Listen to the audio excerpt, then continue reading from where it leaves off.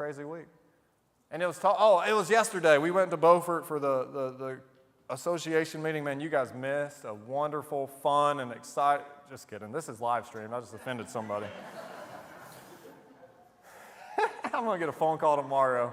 You cannot bash the meeting in front of the whole church. Welcome to Aaron Bailey. This is me right here, full and unfettered. And okay. He said something which I loved. He preached on St. Timothy, and he was talking about something. Now, this message was wonderful, great message. I'm backtracking here, but it really was. It was great. And he said this, where Paul goes to Timothy, follow me as I follow Christ. That's discipleship, folks.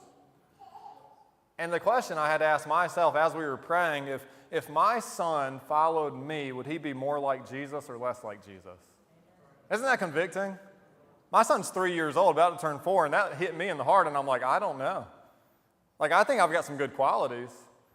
But as I start to go through my life, I'm like, man, does my lifestyle draw my son? If my son did things exactly how I do them, and by the way, most of your kids will do things how you do them. They do what they know. How you treat your wife is probably how he's going to treat his wife. Vice versa. Okay, this isn't parenting 101, but just threw that in there.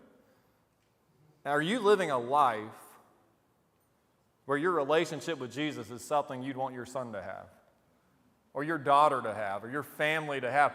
Discipleship is relational, not transactional. You can know everything in the world about something, but if you don't know Jesus personally, you just have knowledge, you don't have a relationship.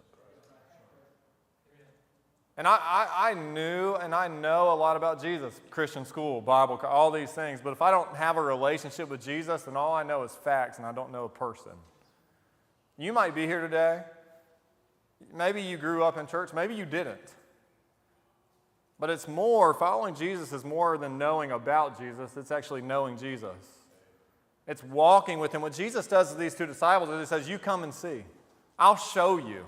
He says, what do you seek? They said, where are you staying? This isn't a, hey, well, you can crash at my place. This is a, hey, come do life with me. Let me show you how to live for God. Let me show you. And so for the Christian, let me ask you, are you living in such a way that you could say that to somebody? Hey, I'll show you how to live for Jesus. And then if you're a new Christian, let me help you. You need to find someone who's living for Jesus and you need to go walk with them. It's discipleship. It's discipleship. Number 3, letter C, the invitation is ongoing. I want you to know this. Walking with Jesus never stops. You don't get to a point in your life where you're like, all right, check that box. I'm a good Christian now. In fact, here's what I've kind of figured out. The moment you think you're a good Christian, you're probably not a good Christian, you know? The pride thing comes out, you know? Here's what I found. The closer I got to Jesus, the more I see my blemishes. You know, like I'm like, okay, here's Jesus, here's me. We're not close.